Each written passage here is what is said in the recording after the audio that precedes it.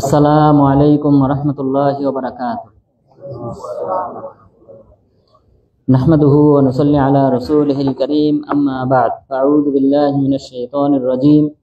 ইউসাব্বিহু লিল্লাহি মা ফিস সামাওয়াতি ওয়া মা ফিল আরদ, লাহুল মুলকু ওয়া লাহুল হামদু ওয়া হুয়া আলা কুল্লি শাইইন কাদির।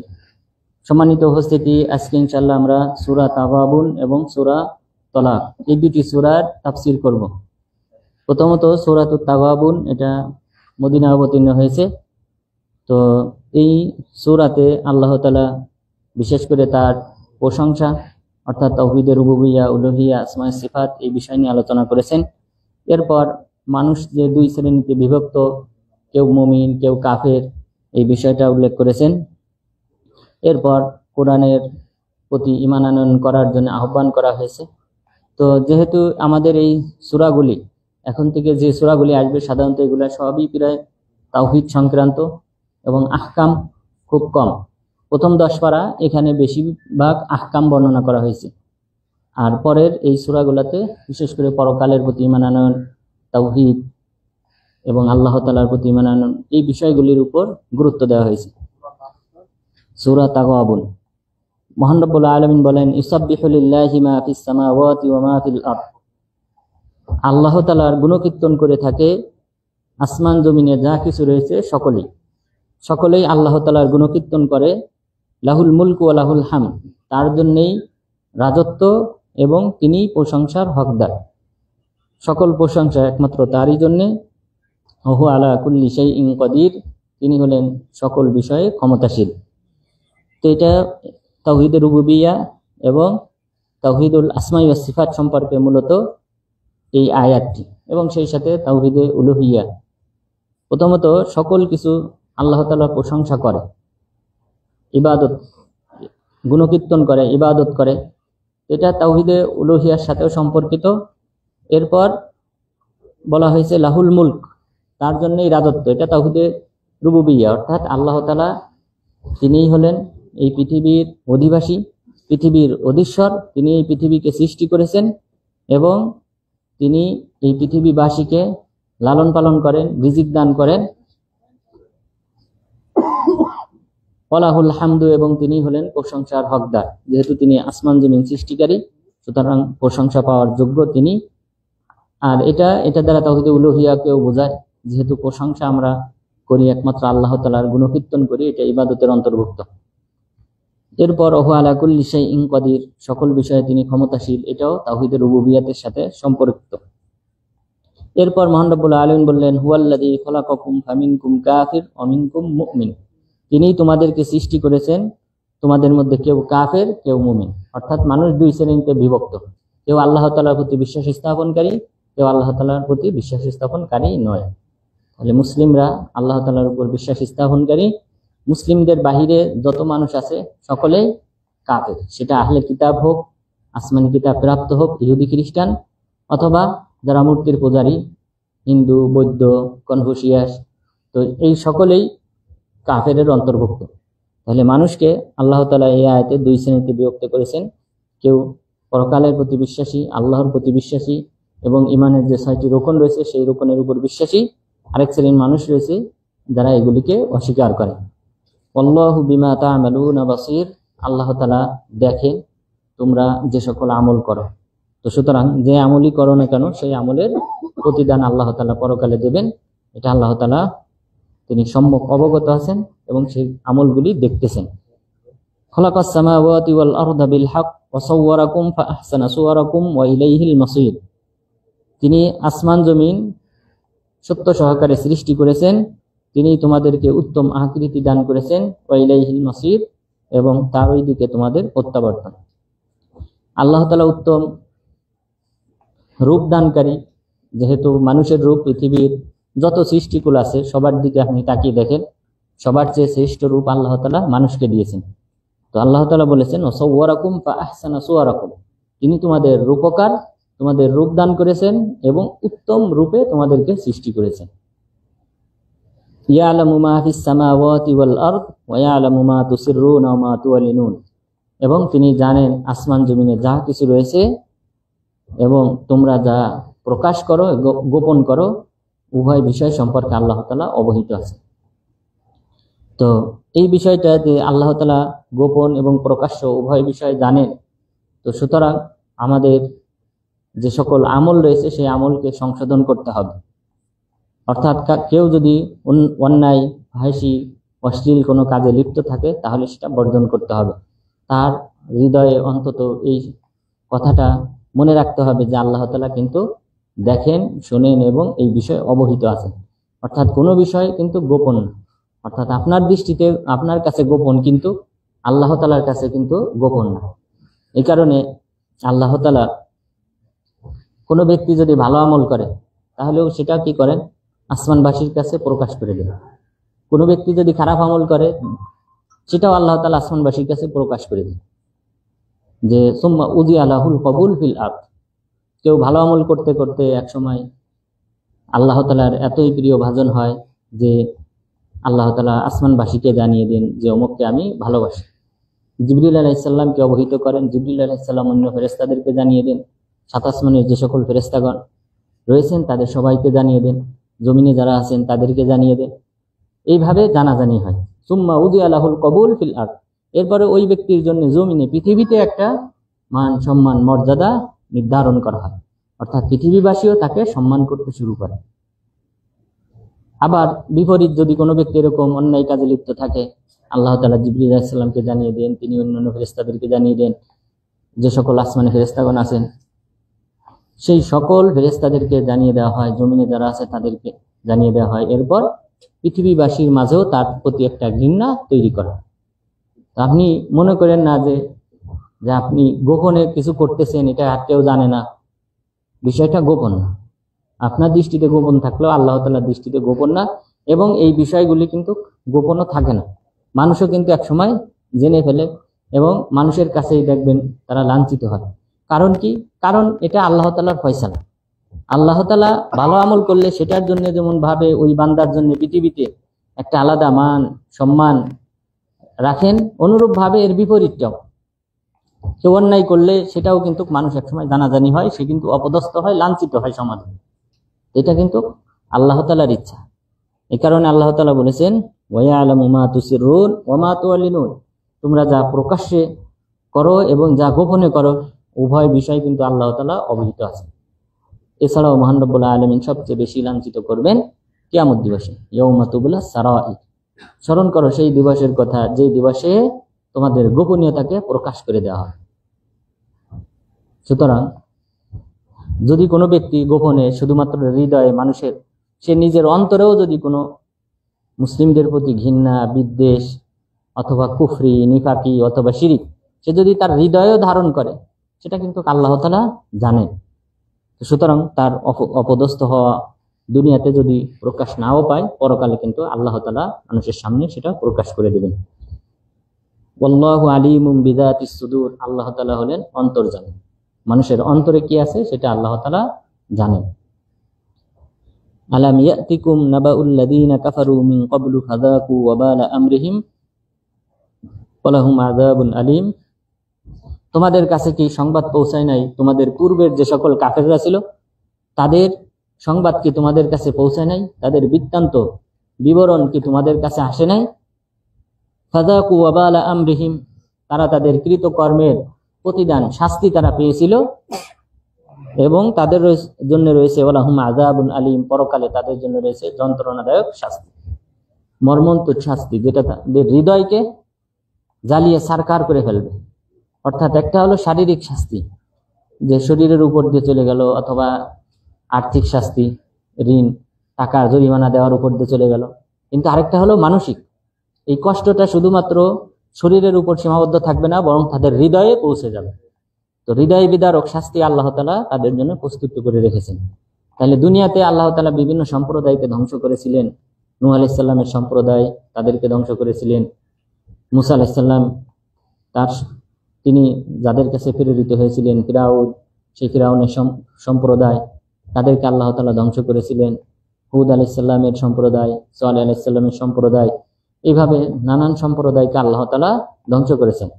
আল্লাহ তাআলা মক্কার কুরাইশদেরকে লক্ষ্য করে বললেন, তোমরা কি তাদের বৃত্তান্ত জানো না?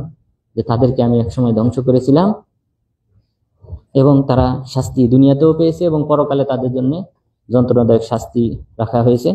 যালিকা বিআন্নাহু কানাত তা'তিহিম রুসুলুহুম বিল বায়্যিনাত। এর কারণ কি? এই যে সম্প্রদায়কে আমি ধ্বংস করেছিলাম, এর পিছনে কারণ হলো তাদের কাছে নবী রাসূলগণ আসতেন সুস্পষ্ট প্রমাণ নিয়ে। ফাকালু আবাশারু ইয়াহদুনানা ফাকাফারু ওয়া তাওয়াল্লাউ। তখন তারা বলতো, এই স্পষ্ট নিদর্শন মুআজিজা নিয়ে যখন তারা আসতেন, আসার পর তারা বলতো যে আমরা কি একজন মানুষকে অনুসরণ করব, সে আমাদেরকে হিদায়াত দেখাবে, সুপথে পরিচালিত করবে, এমন একজন মানুষকে আমরা অনুসরণ করব? অর্থাৎ মানুষ কেন? এটা তো আল্লাহ তাআলা একজন ফেরেশতাকে দায়িত্ব দিতে পারতেন। তো আমাদের মতোই একজন মানুষ, সে আবার আমাদেরকে হিদায়াতের দিকে আহ্বান করবে? এই কথার কারণেই কিন্তু আমি তাদেরকে ধ্বংস করেছিলাম। তো পূর্ববর্তী সম্প্রদায়ের লোকজন প্রত্যেক নবীকে তার গোত্রের কাছেই প্রেরণ করা হতো। তো একই গোত্রের এই নবী হয়তো কারো চাচাতো ভাই, কারো আপন ভাই, কারো ভাতিজা, তো এইভাবে সম্পর্ক। তো যখন তিনি এই দিনের দিকে আহ্বান করতেন, শিরক বর্জন করার দিকে আহ্বান করতেন, তখন তারা এই জাতীয় কথা বলতো যে আমাদের মতো একজন মানুষ, সেই ব্যক্তিকেই কি আমাদের হিদায়াতের দায়িত্ব দেওয়া হয়েছে? এই কারণে কিন্তু সকল সম্প্রদায়কে কিন্তু ধ্বংস করা হয়েছে। এই ব্যক্তিকে অনুসরণ না করার কারণে, এই নবীকে এবং নবীর কাছে আসা ওহীকে অনুসরণ না করার কারণে ধ্বংস করা হয়েছে। তো একই দাবি কিন্তু মক্কার কুরাইশরাও বলেছিল। মক্কার কুরাইশরাও বলতো, মা লিহাদার রাসূল ইয়াকুলুত তাআম ওয়া ইয়ামশি ফিল আসওয়াক। এই নবীর কি হলো? সে বাজারে যায়, বাজার সদাই করে, আমরা যেমন ভাবে বাজার করি, সে খাবার খায়। একজন নবী যাকে আল্লাহ চয়ন করেছে, সে কেন বাজারে যাবে?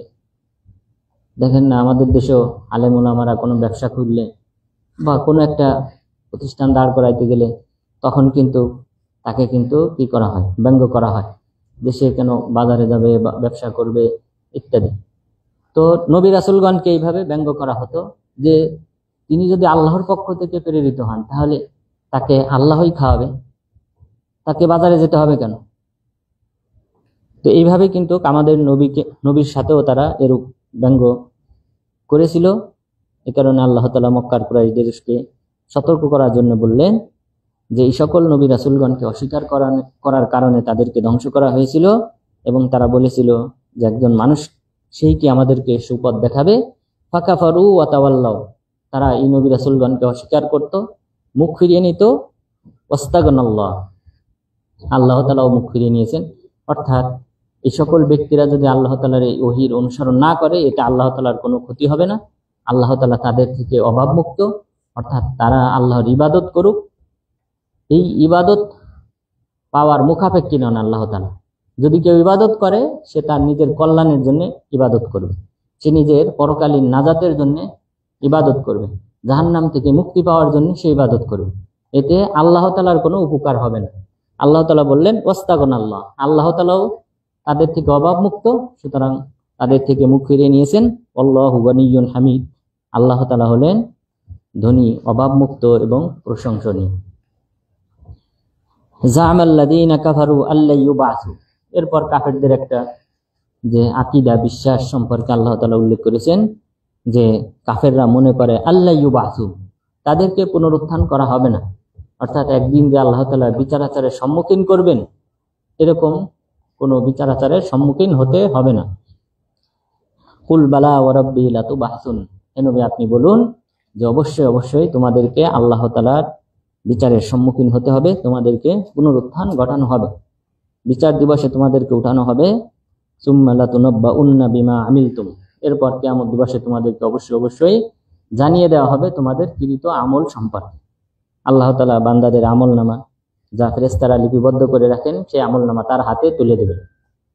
ইকরা কিতাবাক কাফা বিনাফসিকাল ইয়াউমা আলাইকা হাসিবা, তুমি তোমার এই কিতাব পাঠ করে দেখো, হিসাব গ্রহণের জন্য তোমার এই আমলনামাই যথেষ্ট। অর্থাৎ ফেরেশতারা যে সকল আমলনামা লিপিবদ্ধ করে রাখতেছেন, আমাদের প্রত্যেকের সাথেই ফেরেশতাগণ আছেন, সামনে থেকে পিছন থেকে হেফাজতের জন্য, এরপর আমলনামা লিপিবদ্ধ করার জন্য মোট 4 জন ফেরেশতা আমাদের সাথে থাকেন। এরপর আসরের সময় এবং ফজরের সময় একদল ফেরেশতাগণ আসেন, তারাও এই দিনের আমলনামা তারা লিপিবদ্ধ করেন। এরপর জুমার দিন, জুমার খুতবার পূর্বে একদল বিশেষ ফেরেশতারা তারাও কিন্তু আমাদের এই আমলনামা লিপিবদ্ধ করেন। জুমার খুতবায় যারা প্রবেশ করে, ইমাম আসার আগে যারা আসে, তাদের নামটা লিপিবদ্ধ করেন। তো এইভাবে আমলনামাগুলি সংরক্ষণ করা হয় এবং এই কিতাবগুলি কিয়ামত দিবসে সবাইকে দেওয়া হবে এবং সে এই আমলনামা দেখে পড়তে পারবে, জানতে পারবে, বুঝতে পারবে যেখানে কোনো ছোট এবং বড় কোনো ধরনের আমল ছাড়া হয় নাই এবং সবগুলি লিপিবদ্ধ করা হয়েছে। সুম্মা লাতুনাব্বাউন্না বিমা আমিলতুম, তোমরা যে আমল করবে সেই আমল সম্পর্কে তোমাদেরকে অবশ্যই অবহিত করা হবে। ওয়াযালিকা আলাল্লাহি ইয়াসির, এটা আল্লাহ তাআলার জন্য মামুলি ব্যাপার। অর্থাৎ এই যে এত মানুষের আমলনামা লিপিবদ্ধ করা, কিয়ামত পর্যন্ত যারা আসবে সবার আমলনামা লিপিবদ্ধ করা এবং সেটা আবার তার সামনে পেশ করা হাসরের ময়দানে, ইয়াসির, এটা আল্লাহ তাআলার জন্য সাধারণ ব্যাপার, কোনো কঠিন কোনো কাজ না। এখন আমরা এটা বুঝতে পারি যে ভিডিও আপনি দেখতেছেন, ক্যামেরাগুলি তৈরি হয়েছে, আপনি কোথায় যাইতেছেন সবগুলি তদারকি করা যায় এই ক্যামেরার মাধ্যমে। এইসব বিষয়গুলি সে যেহেতু পুনর্নির্মাণ আনয়ন করা ছাড়া, অর্থাৎ নাজাত যদি কেউ পেতে চায় পরকালে, তাহলে অবশ্যই তাকে আল্লাহর প্রতি বিশ্বাস স্থাপন করতে হবে, নবী রাসূলগণের প্রতি বিশ্বাস স্থাপন করতে হবে এবং এই কোরআনের প্রতি বিশ্বাস স্থাপন করতে হবে এবং কোরআনে যে সকল আহকাম বিধিবিধান দেওয়া হয়েছে সেগুলি তাকে পালন করতে হবে। আল্লাহু বিমা তা'মালুনা খাবীর, আল্লাহ তাআলা তোমরা যে সকল আমল করো সে সম্পর্কে সম্যক অবগত আছেন। ইয়াউমা ইয়াজমাউকুম লিয়াউমিল জামা, স্মরণ করো সেই দিবসকে যেই দিবসে তোমাদেরকে সমবেত করা হবে, আল্লাহ তাআলার দরবারে তোমাদের সবাইকে সমবেত করা হবে। যালিকা ইয়াউমুত তাগাবুন, এবং সেটাই হলো লাভ লসের দিবস। তাহলে তাগাবুন শব্দের অর্থ আমরা পেলাম। তাগাবুন শব্দের অর্থ হলো লাভ এবং লোকসান, লাভবান এক শ্রেণীর মানুষ। যেহেতু আয়াতের শুরুতে, সূরার শুরুতেই কিন্তু বলা হয়েছে মানুষ দুই শ্রেণীতে বিভক্ত, একদল হলো মুমিন আর একদল হলো কাফের। তাহলে মুমিনরা সেদিন লাভবান হবে আর কাফেররা কিয়ামত দিবসে, সেই দিবসে তারা ক্ষতির সম্মুখীন হবে, লোকসানের সম্মুখীন হবে। তো আল্লাহ তাআলা বললেন ইয়াউমা ইয়াজমাউকুম লিয়াউমিল জাম, স্মরণ করো সেই দিবসকে যে দিবসে আল্লাহ তাআলা তোমাদের সবাইকে সমবেত করবেন, লিয়াউমিল জাম, সমবেত দিবসে, যালিকা ইয়াউমুত তাগাবুন, এবং সেটাই হলো লাভ লসের দিবস। ومن يؤمن بالله ويعمل صالحا يكفر عنه سيئاته ويدخله جنات تجري من تحتها الأنهار خالدين فيها أبدا ذلك الفوز العظيم। কারা লাভবান হবে, কারা ক্ষতির সম্মুখীন হবে, আল্লাহ তাআলা এখন বর্ণনা দিতেছেন যে ওয়ামাই ইউমিন বিল্লাহি ওয়া ইয়ামাল সালিহা, যে ব্যক্তি আল্লাহর প্রতি বিশ্বাস স্থাপন করবে, তাহলে ঈমান আনতে হবে আগে, তারপর সৎ আমল করবে, ইউকাফির আনহু সাইয়্যাতিহি, আল্লাহ তাআলা তার পাপসমূহ ক্ষমা করে দেবে। কারণ আমরা জানি যে জান্নাতে যেতে হলে আল্লাহ তাআলার ক্ষমা প্রয়োজন, আল্লাহ তাআলার রহমত দয়া ব্যতীত কোনো ব্যক্তি জান্নাতি হতে পারবে না। তো আল্লাহ তাআলা সেই কথাই বললেন, যে ব্যক্তি পরকালের প্রতি বিশ্বাস স্থাপন করবে, সৎ আমল করবে, আল্লাহ তাআলা তার পাপ ক্ষমা করে দেবে। তাহলে পাপ যদি ক্ষমা করে দেওয়া হয় তাহলে তার ফলাফল কি? ওয়াইদখিলহু জান্নাতিন তাজরি মিন তাহতিহাল আনহার খালিদিনা ফিহা আবাদা, এবং আল্লাহ তাআলা তাকে জান্নাতে প্রবেশ করাবেন যার তলদেশ দিয়ে নহর প্রবাহমান থাকবে আর তথায় তারা থাকবে চিরস্থায়ীভাবে। যালিকাল ফাউজুল আযীম, এটাই হলো মহা সাফল্য, সবচেয়ে বড় সফলতা। অর্থাৎ দুনিয়াতে আপনি যতই দুনিয়ার ক্ষমতাবান হন অথবা সম্পদের মালিক হন, এটা কিন্তু বড় সফলতা না।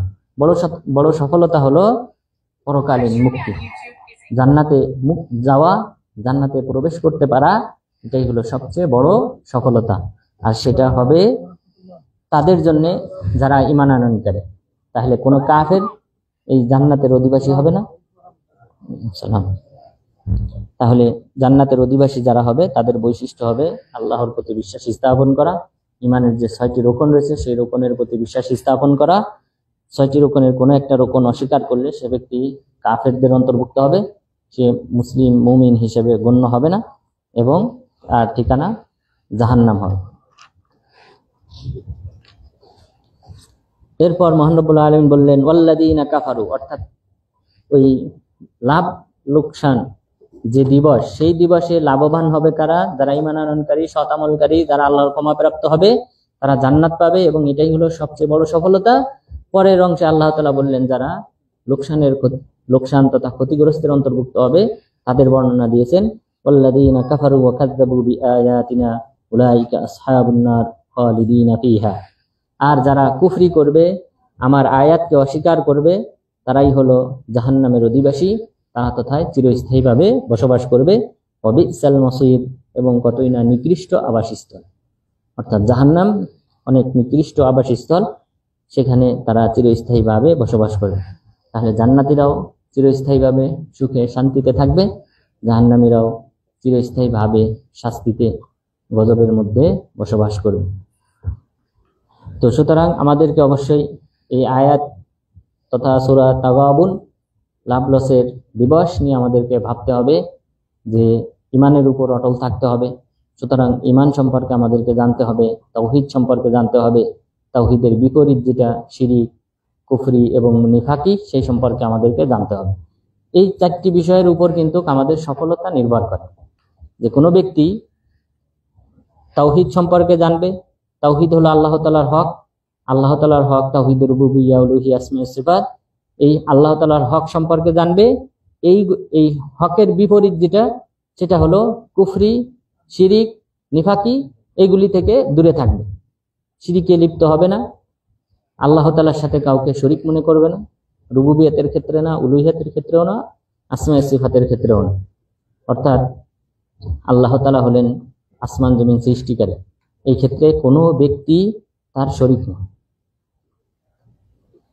ঈসা আলাইহিস সালাম সম্পর্কে খ্রিস্টানরা মনে করে থাকে যে আসমান জমিন সৃষ্টির ক্ষেত্রে তিনজনের অবদান রয়েছে। একজন হলেন আল্লাহ তাআলা, আরেকজন হলেন ঈসা আলাইহিস সালাম ইবিন সন্তান, আরেকজন হলেন রূহুল কুদুস পবিত্র আত্মা।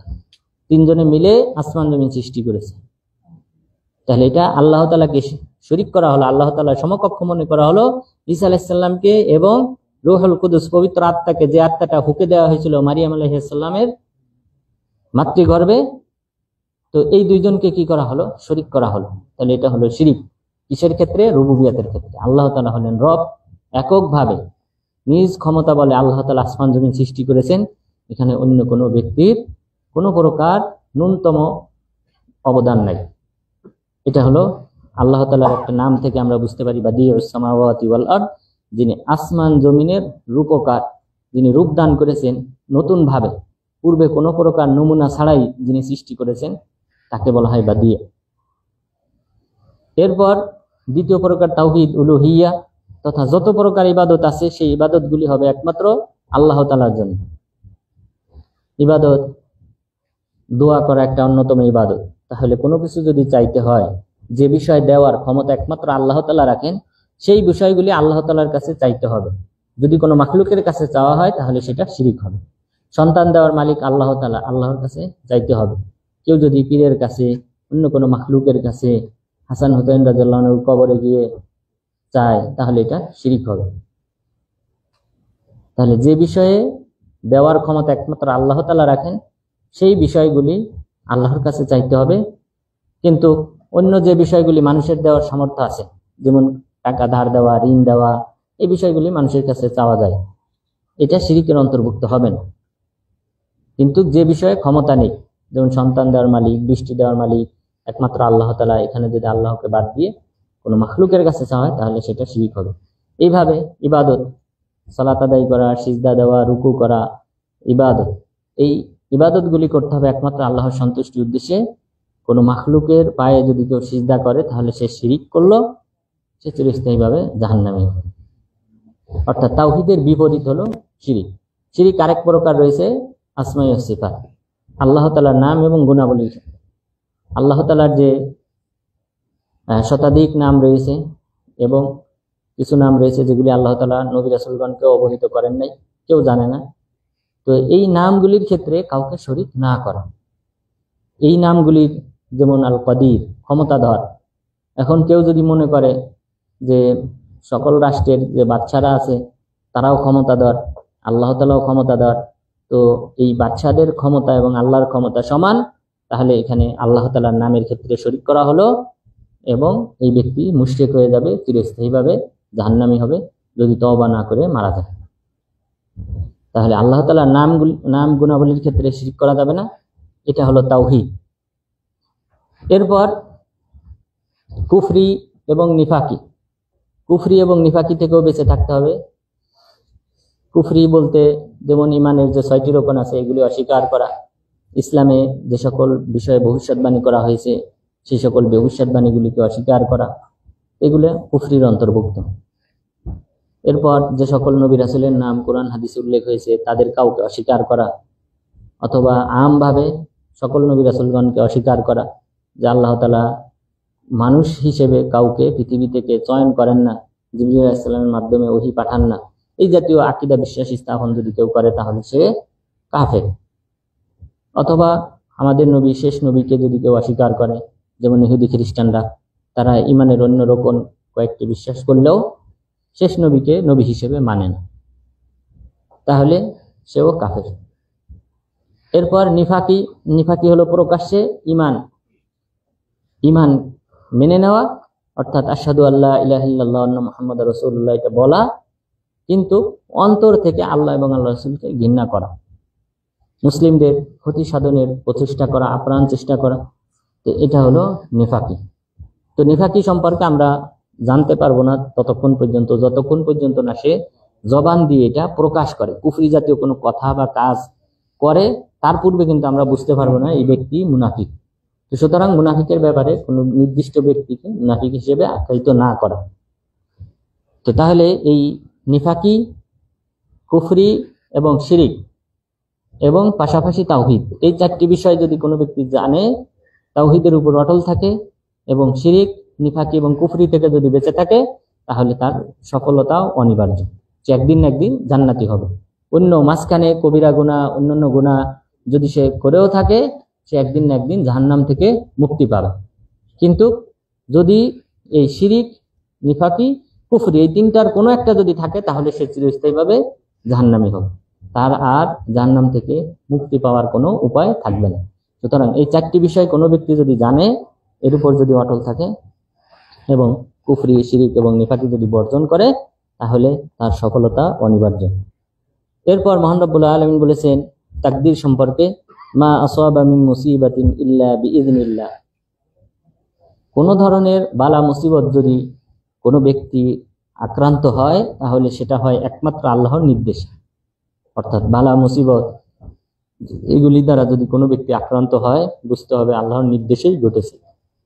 কোনো ব্যক্তি অ্যাক্সিডেন্ট করেছে, সে তার অঙ্গহানি হয়েছে, অথবা আহত হয়েছে, অথবা নিহত হয়েছে, বুঝতে হবে সেটা আল্লাহ তাআলার নির্দেশেই ঘটেছে। এই বালা মুসিবত এর মাধ্যমে আল্লাহ তাআলা বান্দাদের মর্যাদা বৃদ্ধি করে, বান্দাদের পাপ ক্ষমা করে। অর্থাৎ এমন না যে বালা মুসিবত, কোনো ব্যক্তির যদি ঈমান থাকে, মুমিন হয়, তাহলে তাদের জন্য এই বালা মুসিবত এটা হলো শুভ সংবাদ স্বরূপ, অর্থাৎ তাদের আল্লাহ তাআলা পাপ ক্ষমা করেন এবং পরকালে তাদের মর্যাদা বৃদ্ধি করেন। অর্থাৎ এই বালা মুসিবতে যদি সে না পড়তো, সে হয়তো পরকালে এই এত বেশি মর্যাদাশীল হতো না। যেমন কোনো ব্যক্তি যদি অ্যাক্সিডেন্ট করে মারা যায়, আল্লাহ তাআলা তার ঈমান থাকলে শহীদের মর্যাদা দান করবেন। তো শহীদের মর্যাদা এই ব্যক্তি সারা জীবন আমল করে হয়তো অর্জন করতে পারতো না। এই কারণে আল্লাহ তাআলা তাকে গাড়ি অ্যাক্সিডেন্টের মাধ্যমে, এইভাবে তার মৃত্যু দেওয়ার মাধ্যমে তার মর্যাদাকে বাড়িয়ে দিয়েছে। তো এইভাবে আল্লাহ তাআলা বালা মুসিবত যেগুলি দেন মুসলিমদেরকে, মুমিনদেরকে, এটা তাদের ঈমানি পরীক্ষা, এবং এই পরীক্ষায় যদি সে পাশ করে, তাহলে আল্লাহ তাআলা তার মর্যাদা বৃদ্ধি করে দেন এবং পাপ ক্ষমা করেন। এমনকি যদি কাঁটাও বিদ্ধ হয়, তার বিনিময়ে আল্লাহ তাআলা পাপ ক্ষমা করেন। তাহলে এই আয়াতে তাকদীর সম্পর্কে বলা হয়েছে, যা কিছু ঘটে সেটা কিন্তু আল্লাহর নির্দেশেই ঘটে। ওয়া ইউমিন বিল্লাহি ইয়াহদি কলবা। যদি কোনো ব্যক্তি আল্লাহর প্রতি বিশ্বাস স্থাপনকারী হয়, আল্লাহ তাআলা তাকে সুপথে পরিচালিত করবেন। ইয়াহদি কলবা, তার হৃদয়কে সুপথে পরিচালিত করবেন। এটা কিন্তু একটা গুরুত্বপূর্ণ পয়েন্ট। আমাদের হৃদয়, আমাদের অন্তর এটা কিন্তু মূল। আমরা যে ভালো আমল করি, ভালো কাজ করি, এর পিছনে মূল যে ভূমিকা রাখে সেটা হলো আমাদের হৃদয়, অন্তর। এই কারণে রাসূল সাল্লাল্লাহু আলাইহি ওয়াসাল্লাম বলেছেন, আলা ওয়া ইন্না ফিল জাসাদি মুযগা ইযা সালাহাত সালাহাল জাসাদু কুল্লু ওয়া ইযা ফাসাদাত ফাসাদাল জাসাদু কুল্লু আলা ওয়া হিয়াল কলব। তোমরা জেনে রেখো যে নিশ্চয়ই প্রতিটি মানুষের শরীরে একটি মাংসপিণ্ড রয়েছে, সেই মাংসপিণ্ড যদি ভালো থাকে তাহলে সকল আমল তার ভালো হয়। সে যে সকল আমল করে সকল আমল ভালো হয়, ভালো থাকে। আর যদি তার এই শরীরের এই মাংসপিণ্ডটা যদি নষ্ট হয়ে যায় তাহলে তার সমস্ত শরীর, তার পুরা বডি নষ্ট হয়ে যায়। আলা ওয়াহিয়াল কলব, জেনে রেখো সেটা হলো তোমাদের হৃদয়, অন্তর। তো অন্তর যদি সঠিক থাকে তাহলে মানুষ ইসলামের উপর অটল থাকে। কারো হৃদয়ে যদি অন্যায়, অশ্লীল, ফাহিশি কাজ করার প্রতি যে খারাপ চিন্তা, চেতনা, এগুলি যদি তার হৃদয়ে ভর্তি থাকে তাহলে কিন্তু সেই ওই কাজেই কিন্তু সে ধাবিত হবে। তার অন্য যে শরীরের অঙ্গ প্রত্যঙ্গ রয়েছে সেগুলি কিন্তু তার হৃদয়কে সাড়া দিয়ে এই সকল অন্যায় কাজে ধাবিত হবে। আবু হুরায়রা রাদিয়াল্লাহু আনহু এই কারণে তিনি বলেছেন, আল কলবু মালিক ওয়াল আ'যাউ জুনুদ। জেনে রেখো যে মানুষের যে হৃদয়টা রয়েছে সেটা হলো বাদশা, আর তার যে অন্যান্য অঙ্গ প্রত্যঙ্গ রয়েছে এগুলি হলো সৈন্যবাহিনী। তো বাদশা যেটা অর্ডার করে সৈন্যবাহিনী কিন্তু সেটা বাস্তবায়ন করে। তো সুতরাং প্রথমে যদি মানুষের হৃদয়ে খারাপ, অন্যায় কোনো কাজ এটা যদি উদ্রেক হয় তাহলে কিন্তু তার অন্যান্য অঙ্গ প্রত্যঙ্গ, চোখ, হাত, পা ইত্যাদি কিন্তু তার হৃদয়কে সাড়া দিয়ে এই সকল অন্যায় কাজে ধাবিত হয়। যেমন সৈন্যবাহিনী তারা কিন্তু অর্ডারকে বাস্তবায়ন করে, বাদশার নির্দেশকে কিন্তু তারা বাস্তবায়ন করে। তারা কিন্তু বাদশার নির্দেশটা সঠিক না বেঠিক এটা বিবেচনা করে না। তারা দেখে যে উপর থেকে অর্ডার হয়েছে, আমাদেরকে বাস্তবায়ন করতে হবে, তারা কিন্তু মাঠ পর্যায়ে বাস্তবায়ন করে। সুতরাং অঙ্গ প্রত্যঙ্গকে বলা হয়েছে যে এই মাঠ পর্যায়ের সৈনিক, তারা কিন্তু এই হৃদয়ে যেটা রয়েছে সেটা বাস্তবায়ন করে। সুতরাং আমাদের হৃদয় যদি পরিষ্কার হয়, হৃদয়ে যদি ভালো আমল, চিন্তা, চেতনা এগুলি যদি সৃষ্টি হয় তাহলে কিন্তু আমাদের শরীরের অন্যান্য অঙ্গ প্রত্যঙ্গ এই হৃদয়কে অনুসরণ করে ভালো কাজে ধাবিত হবে। এই কারণে আল্লাহ তাআলা বলেছেন, ওমা ইউমিন বিল্লাহি ইয়াহদি কলবু। যে ব্যক্তি আল্লাহর প্রতি বিশ্বাস স্থাপন করবে, আল্লাহ তাআলা তার হৃদয়কে, তার অন্তরকে সুপথে পরিচালিত করবে। এটা একটা বড় একটা নিয়ামত। কারণ মা মিন কলবিন ইল্লা বাইনা ইসবাআইনি মিন আসাবির রহমান, যে সকল হৃদয়, সকল অন্তর আল্লাহ তাআলা দুটি আঙ্গুলের মাঝে রয়েছে। ইউকাল্লিবুহু কাইফা ইয়াশা, আল্লাহ যেভাবে চান এই হৃদয়টাকে পরিবর্তন করেন, চেঞ্জ করেন। সুতরাং দেখেন আমাদের চিন্তা চেতনা, আমরা এখন একটা চিন্তা করলে 5 সেকেন্ড পরে দেখবেন যে আরেকটা চিন্তা আসছে, এর কিছুক্ষণ পর দেখবেন আরেকটা চিন্তা, অর্থাৎ স্থায়ী হয় না। 10 সেকেন্ডের বেশি আমাদের চিন্তা চেতনা স্থির না। এইভাবে নতুন নতুন চিন্তা চেতনা তৈরি হতে থাকে। তো রাসূল সাল্লাল্লাহু আলাইহি ওয়াসাল্লাম বলেছেন, এই বান্দার হৃদয়টা হলো আল্লাহ তাআলা দুই আঙ্গুলের মাঝে, আল্লাহ যেভাবে চান সেটাকে পরিবর্তন করে। এই কারণে এত আমাদের হৃদয়ে পরিবর্তন। এই কারণে রাসূল সাল্লাল্লাহু আলাইহি ওয়াসাল্লাম সবচেয়ে বেশি যে দোয়াটি করতেন সেটা হলো, ইয়া মুকাল্লিবাল কুলুব সাব্বিত কলবি আলা দীনিক। হে অন্তরের মালিক, তুমি আমাদের হৃদয়কে দ্বীনের উপর অটল রাখো। আল্লাহুম্মা আতি নাফসি তাকওয়াহা ওয়া যাক্কিহা আনতা খায়রু মান যাক্কাহা। যে হে আল্লাহ, তুমি আমার হৃদয়কে পুত পবিত্র করো এবং তাকওয়া দান করো। আমার হৃদয়ে যেন তাকওয়া সৃষ্টি হয়, আল্লাহ ভীতি সৃষ্টি হয়, ভালো কাজের প্রতি, আমল করার প্রতি, অন্যায় অশ্লীল কাজ পরিহার করার প্রতি ভালোবাসা যেন আমার হৃদয়ে তৈরি হয়। এই তাকওয়া দান করো এবং তুমি আমার হৃদয়কে পুত পবিত্র করো, তুমি এই হৃদয়কে পুত পবিত্র করো। এইভাবে রাসূল সাল্লাল্লাহু আলাইহি ওয়াসাল্লাম দোয়া করতেন। তো সুতরাং আমাদের হৃদয় এটা যদি সঠিক হয় তাহলে আমাদের অন্যান্য আমলও, আমাদের অঙ্গ প্রত্যঙ্গের আমলগুলোও সঠিক হবে। আল্লাহু বিকুল্লি শাইইন আলিম, আল্লাহ তাআলা প্রতিটি বিষয়ে অভিজ্ঞ। ওয়া আতিউল্লাহ ওয়া আতিউর রাসূল, তোমরা আল্লাহ তাআলার আনুগত্য করো, রাসূলের আনুগত্য করো। ইন তাওয়াল্লাইতুম ফাইন্নামা আলা রাসূলিনাল বালাগুল মুবিন। আর তোমরা যদি বিমুখ হও, আল্লাহ এবং আল্লাহ রাসূলের আনুগত্য যদি না করো, তাহলে তোমাদের জেনে রাখা উচিত আমার রাসূলগণের দায়িত্ব হলো শুধুমাত্র প্রচার করা, অর্থাৎ বাধ্য করা না। লাস্তা আলাইহিম বিমুসাইতির, আপনি তাদের উপর দারোগা নন যে বাধ্য করবেন তুমি এই কাজটা করো, বরং আপনার কাজ হলো প্রচার করা। আর মানার দায়িত্ব হলো যে সকল ব্যক্তিরা আপনার এই দাওয়াত পাবে, যাদের কাছে আপনার দাওয়াত পৌঁছাবে, তাদের কাজ হলো পালন করা, মান্য করা। তারা যদি মান্য না করে তাহলে সেটার হিসাব হবে পরকালে। আল্লাহু লা ইলাহা ইল্লাহু, আল্লাহ তাআলা ব্যতীত সত্য কোনো মাবুদ নেই। ওয়া আলাল্লাহি ফালিয়াতাওয়াক্কালিল মুমিনুন, মুমিনরা যেন আল্লাহ তাআলার উপর ভরসা করে। ইয়া আইয়ুহাল্লাযীনা আমানু ইন্না মিন আজওয়াজিকুম ওয়া আওলাদিকুম আদুওয়াল লাকুম ফাহদারুহুম। এটা একটা মহান একটা আয়াত। আল্লাহ তাআলা আমাদেরকে সবাইকে সতর্ক করেছেন আমাদের নিকটাত্মীয় সম্পর্কে, যে তারাও কিন্তু আমাদের ক্ষতি সাধন করতে পারে। মহান রব্বুল আলামিন বললেন, হে মুমিনগণ, ইন্না মিন আজওয়াজিকুম ওয়া আওলাদিকুম আদুওয়াল লাকুম, নিশ্চয়ই তোমাদের স্ত্রী এবং সন্তানদের মধ্য থেকে রয়েছে তোমাদের শত্রু।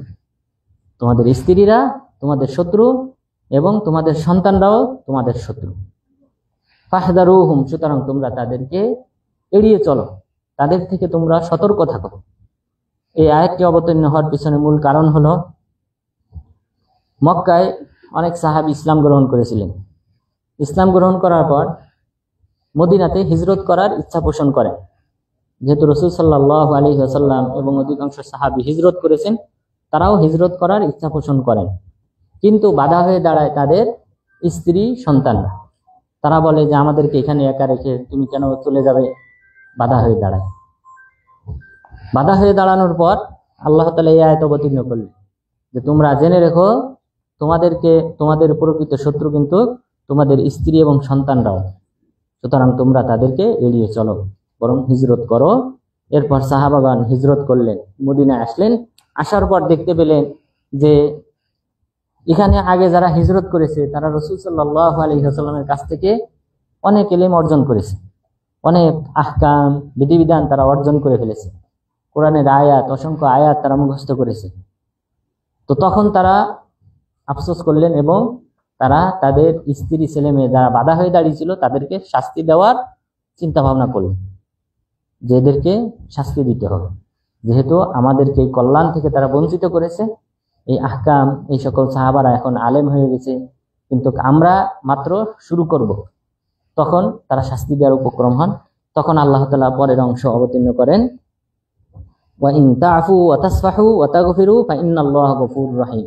তবে তোমরা যদি এড়িয়ে চলো, তাদেরকে ক্ষমা করো, মার্জনা করো, তাহলে আল্লাহ তাআলাও ক্ষমাশীল, করুণাময়। অর্থাৎ তোমরা তোমাদের স্ত্রী ছেলে মেয়ে এদেরকে যারা বাধা হয়ে দাঁড়িয়েছিল তাদেরকে যদি শাস্তি না দিয়ে মাফ করে দাও, তাহলে জেনে রেখো আল্লাহ তাআলাও মাফ করে দেবেন। ইন্নামা আমওয়ালুকুম ওয়া আওলাদুকুম ফিতনা। পরের আয়াতে আল্লাহ তাআলা আবার সতর্ক করলেন যে শুধুমাত্র স্ত্রী সন্তান না, বরং তোমাদের সম্পদও জড়িত। তোমাদের সম্পদও তোমাদের এই ফিতনার সাথে সম্পৃক্ত, তোমাদের জন্য ফিতনা স্বরূপ। ইন্নামা আমওয়ালুকুম ওয়া আওলাদুকুম ফিতনা, নিশ্চয়ই তোমাদের সম্পদ এবং তোমাদের সন্তানাদি তারাও তোমাদের জন্য পরীক্ষা স্বরূপ, তোমাদের ফিতনা স্বরূপ। আল্লাহু ইনদাহু আজরুন আযীম, আল্লাহ তাআলার নিকট মহান পুরস্কার রয়েছে। তাহলে সন্তানদের মাধ্যমে আল্লাহ তাআলা বান্দাদের পরীক্ষা নেন, ধৈর্যের পরীক্ষা নেন। সন্তানদেরকে লালন পালন করা এটা বাবার ইমানি দায়িত্ব। সন্তানদেরকে লালন পালন করলে এর বিনিময়ে আল্লাহ তাআলা আল্লাহর রাস্তায় জিহাদ করার সমান সওয়াব দান করবে। অনেকে বিষয়টা এড়িয়ে যায়, মনে করে আল্লাহর রাস্তায় জিহাদ করা এবং আল্লাহর রাস্তায় দাওয়াতি কাজে বের হয়ে যাওয়া আর নিজের ফ্যামিলি এদেরকে ভুলে যাওয়া, এই জাতীয় চিন্তা চেতনা অনেকে ধারণ করে। কিন্তু তাদের জানা উচিত যে আপনার ফ্যামিলি, সন্তান, এদের খরচ দেওয়াটা এটা আল্লাহর রাস্তায় জিহাদ করার সমান সওয়াব। আপনি এদের পিছনে যে দিনার দিরহাম ব্যয় করবেন, সম্পদ অর্থ ব্যয় করবেন, সেটা আল্লাহর রাস্তায় জিহাদ করলে যে সওয়াব, আল্লাহ তাআলা অনুরূপ সওয়াব দান করেন। কিন্তু নিয়ত থাকতে হবে যে এটা আমার দায়িত্ব। স্ত্রী, সন্তান, মা বাবা এরা আমার দায়িত্ব, আমার অধীনস্থ, আমাকেই তাদের দেখাশোনা করতে হবে। এটা আল্লাহ তাআলা আমার উপর বাধ্যতামূলক করেছেন। তাহলে আল্লাহ তাআলা আপনাকেও সাহায্য করবেন এবং আপনার জিহাদ করার সমান সওয়াব দান করবেন। তো সুতরাং এদেরকে পরীক্ষা স্বরূপ এদেরকে লালন পালন করা দিনের উপর অটল রাখা, কোরআন হাদিসের জ্ঞান শিক্ষা দেওয়া, এই সবগুলি কিন্তু এর সাথে ধৈর্য জড়িত। তো সুতরাং আমাদেরকে ধৈর্যচ্যুত হওয়া যাবে না। এবং বিনিময়ে আল্লাহ তাআলা বললেন, আল্লাহু ইনদাহু আজরুন আযীম, আল্লাহ তাআলার নিকট রয়েছে মহা পুরস্কার। ফাত্তাকুল্লাহা মাসতাতা'তুম ওয়াসমাউ ওয়া আতিউ ওয়া আনফিকু খায়রাল লিআনফুসিকুম। সুতরাং তোমরা আল্লাহ তাআলাকে ভয় করো তোমাদের সাধ্য অনুযায়ী, তোমাদের সাধ্য অনুযায়ী তোমরা আল্লাহ তাআলাকে ভয় করো। তাহলে এটা হলো আনুগত্যের ক্ষেত্রে। আনুগত্যের ক্ষেত্রে আল্লাহ তাআলাকে ভয় করতে হবে নিজের সাধ্য অনুযায়ী, এখানে বাড়াবাড়ি করা যাবে না। লা তাগুলু ফি দীনিকুম, তোমাদের ধর্ম নিয়ে বাড়াবাড়ি করো না। অর্থাৎ নফল, সুন্নত, এরপর আযকার ইত্যাদি যে সকল বিষয় রয়েছে, সেই সকল বিষয়ে যার যতটুকু সাধ্য আছে সেই অনুযায়ী সে আমল করো। আপনারা জানেন, 3 জন সাহাবী আসলেন রাসূল সাল্লাল্লাহু আলাইহি ওয়াসাল্লামের কাছে। একজন বললেন আমি সারাদিন সিয়াম পালন করব, আরেকজন বললেন রাতে আমি তাহাজ্জুদের সালাত আদায় করব, ঘুমাবো না, আরেকজন বললেন আমি বিবাহ করব না। রাসূল সাল্লাল্লাহু আলাইহি ওয়াসাল্লাম আসলেন, আসার পর জিজ্ঞাসা করলেন তোমরা এই জাতীয় কথা বলেছো কিনা? তারা বললেন হ্যাঁ বলেছি। তিনি বললেন যে আমি বিবাহ করেছি, আমার সন্তান আছে, আমি স্ত্রী আছে, আমি তাদের দেখাশোনা করি, এরপর রাতে তাহাজ্জুদের সালাত আদায় করি, আবার ঘুমাই, আবার সিয়াম পালন করি, আবার সিয়াম পরিহার করি। অর্থাৎ এমন না আমি লাগাতার সারা বছর সিয়াম পালন করি, তা না। ফামান রাগিবা আন সুন্নতি ফালাইসা মিন্নি, আমি যে আদর্শ রেখে গেলাম এই আদর্শের বাহিরে যদি কোনো আদর্শ লালন পালন করে সে আমার উম্মতের অন্তর্ভুক্ত না। তো এই 3 জন ব্যক্তির কথা, তাদের যে চিন্তা চেতনা সেটা ছিল ইবাদত কেন্দ্রিক। তারা চেয়েছিল শুধু ইবাদত গুলা বেশি করতে, কিন্তু রাসূল সাল্লাল্লাহু আলাইহি ওয়াসাল্লাম বললেন এটা আমার আদর্শের বাহিরে, ফামান রাগিবা আন সুন্নতি ফালাইসা মিন্নি, যে আমার সুন্নত থেকে বিমুখ হবে সে আমার উম্মতের অন্তর্ভুক্ত না। তাহলে বাড়াবাড়ি করা যাবে না। আল্লাহ তাআলা সেই কথাই বলেছেন, ফাত্তাকুল্লাহা মাসতাতা'তুম, তোমরা তোমাদের সাধ্য অনুযায়ী আল্লাহ তাআলাকে ভয় করো। এখন যেমন ধরেন আপনি দৈনন্দিন যে আমল আপনি যদি রুটিন করেন, সবগুলি আপনি কন্টিনিউ বাস্তবায়ন করতে পারবেন না।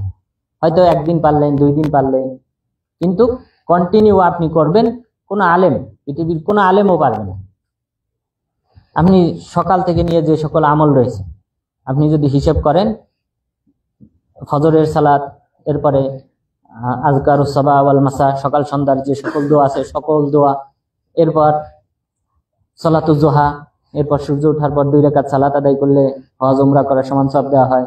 সালাতুজ জোহা 2, 4, 6, 8, 10, 12 এরকম জোড় সংখ্যক যত রাকাত ইচ্ছা আদায় করা যায়, এভাবে জোহর পর্যন্ত যদি কেউ আদায় করে, এরপর জোহরের 4 রাকাত সুন্নত ফরজ, এরপরে পরে আবার 2 রাকাত অথবা 4 রাকাত সুন্নত, এরপর আসরের সালাত, এরপর মাগরিব, এইভাবে যে সুন্নতগুলি রয়েছে, ফরজ ইবাদতগুলি রয়েছে, এরপর সন্ধ্যার পূর্বে আসর থেকে নিয়ে মাগরিব এর মাঝে যে আজকার রয়েছে সেই সকল আজকার, প্রতিটি সালাতের পরে যে সকল দোয়া আছে, জিকিরের বাক্য আছে, সবগুলি আদায় করা।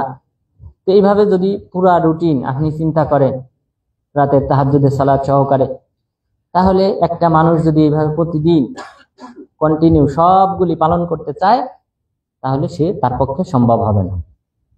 কারণ শারীরিক মানুষের অসুস্থতা আছে, মানুষের ব্যতিব্যস্ততা আছে, চাকরি আছে, বিভিন্ন কিছু জড়িত। তো আল্লাহ তাআলা বলেছেন এই সকল ক্ষেত্রে, নফলের ক্ষেত্রে নিয়ম হলো, ইবাদতের ক্ষেত্রে নিয়ম হলো ফরজগুলাতে কোনো ছাড় নাই, ফরজগুলা যেভাবে আছে সেভাবে আদায় করতে হবে, কিন্তু বাকি যে নফলগুলি আছে, সুন্নতগুলি আছে, সেগুলির ক্ষেত্রে ভয় করতে হবে। ফাত্তাকুল্লাহা মাসতাতা'তুম, তোমাদের সাধ্য অনুযায়ী তোমরা আল্লাহ তাআলাকে ভয় করবে, বাড়াবাড়ি করবে না। আর তবে যে সকল নিষিদ্ধ বিষয় রয়েছে সেই নিষিদ্ধ বিষয়গুলি সব বর্জন করতে হবে। নিষিদ্ধ যে সকল বিষয় রয়েছে, বেগানা নারীর দিকে তাকানো যাবে না, এরপর ব্যভিচার, চুরি, রাহাজানি, মানুষ হত্যা, কাউকে গালি দেওয়া, কাউকে প্রহার করা, এইভাবে যত নিষিদ্ধ কাজগুলি রয়েছে, হারাম যে সকল কাজগুলি রয়েছে, খাবার কোনগুলি খাওয়া হারাম সেগুলি, এই জাতীয় যত বিধান রয়েছে নিষিদ্ধ সেগুলি সব বর্জন করতে হবে। এখানে কিন্তু ফাত্তাকুল্লাহা মাসতাতা'তুম, তোমরা সাধ্য অনুযায়ী ভয় করো, এই সূত্র চলবে না। তাহলে অন্যায় অশ্লীল কাজ পরিহার করার ক্ষেত্রে, বর্জন করার ক্ষেত্রে সবগুলি বর্জন করতে হবে। আর নফল সুন্নতের ক্ষেত্রে নিয়ম হলো এই সূত্র ফলো করতে হবে যে যার যার সাধ্য অনুযায়ী আমল করতে হবে। ওয়াসমাউ ওয়া আতিউ ওয়া আনফিকু খায়রাল লিআনফুসিকুম।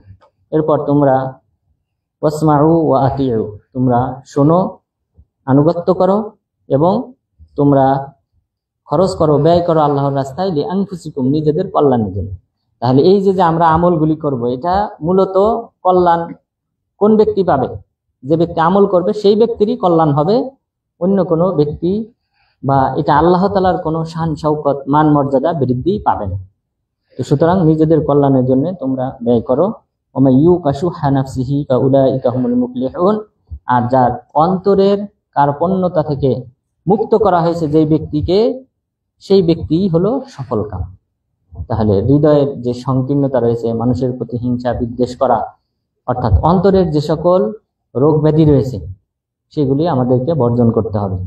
অন্তরের মধ্যে বড় যে বিষয়টা সেটা হলো যেমন হিংসা করা, কোনো ব্যক্তির কল্যাণ দেখে সেটাকে সহ্য না করা, দোয়া করা যে আল্লাহ তাআলা যেন তাকে এটা থেকে মাহরুম করে, বঞ্চিত করে, এই জাতীয় যে হিংসা বিদ্বেষ রয়েছে। এরপর রাগান্বিত হওয়া, এগুলাও কিন্তু অন্তরের রোগ ব্যাধি হিসেবে আখ্যায়িত করা হয়। তো এগুলি থেকে যদি কোনো ব্যক্তি মুক্ত থাকে তাহলে তারাই হলো সফলকাম। তাহলে হৃদয়ে, আমরা কিছুক্ষণ আগেও বলেছি অনেক কথা, তো হৃদয়টা হলো মূল। এই হৃদয় যদি পরিষ্কার হয় সেই ব্যক্তি সফলকাম। ইল্লা মান আতাল্লাহা বিকলবিন সালিম, কিয়ামত দিবসে সেই ব্যক্তি নাজাত পাবে যে ব্যক্তি আল্লাহ তাআলার নিকট নিরাপদ অর্থাৎ পরিষ্কার পরিচ্ছন্ন হৃদয় নিয়ে যে ব্যক্তি উপস্থিত হবে। পরিষ্কার পরিচ্ছন্ন হৃদয় ছাড়া কোনো ব্যক্তি সফলকাম হতে পারবে না। এরপর আল্লাহ তাআলা একটা বিধান যে বিধানটা আমাদের বর্তমান যুগে বিরল, সে সম্পর্কে আল্লাহ তাআলা অবহিত করেছেন, ইন তুকরিদুল্লাহা করদান হাসানান ইউদাইফ লাকুম ওয়া ইয়াগফির লাকুম। যে তোমরা যদি আল্লাহ তাআলাকে কর্জে হাসানা দান করো, উত্তম ঋণ দান করো, তাহলে ইউদাইফহু লাকুম, আল্লাহ তাআলা সেটাকে বৃদ্ধি করে দেবেন, দ্বিগুণ দান করবেন। তাহলে কোনো ব্যক্তি যদি কাউকে ঋণ দেয়, আল্লাহ তাআলা সেই ঋণের পরিমাণ যে সওয়াব হওয়া দরকার ছিল তার চেয়ে দ্বিগুণ সওয়াব আল্লাহ তাআলা তাকে দান করবেন। এরপর আল্লাহ তাআলা এই কর্জটাকে কিভাবে আখ্যায়িত করেছেন, ইন তুকরিদুল্লাহা করদান হাসানা, যদি তোমরা আল্লাহ তাআলাকে ঋণ দাও। আমরা কি আল্লাহ তাআলাকে ঋণ দেই? আমরা মানুষকে ঋণ দিই। তো মানুষকে ঋণ দেওয়াটাকে আল্লাহ তাআলা নিজের দিকে সম্পর্কিত করেছেন। তো এটা মর্যাদা বোঝানোর জন্য। আপনারা জানেন যদি কোনো মাখলুককে আল্লাহর দিকে নিসবত করা হয় তাহলে তার মর্যাদা বোঝানো হয়। যেমন বাইতুল্লাহ, কাবা ঘরকে বলা হয় আল্লাহর ঘর। আল্লাহর দিকে কেন নিসবত করা হয়েছে? কাবা ঘরের সম্মানার্থে।